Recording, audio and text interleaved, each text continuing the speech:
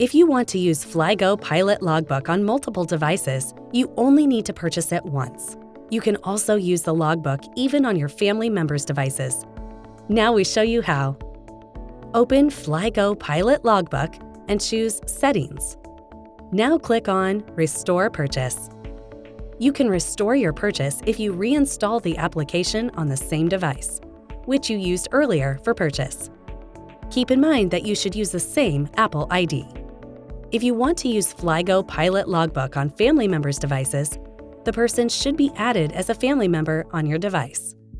You can check and set your relatives as family members in the Settings on your device. We hope you enjoyed this short tutorial and learned more about FlyGo Pilot Logbook. Don't forget to try all the other FlyGo applications too. Fly safe and see you next time!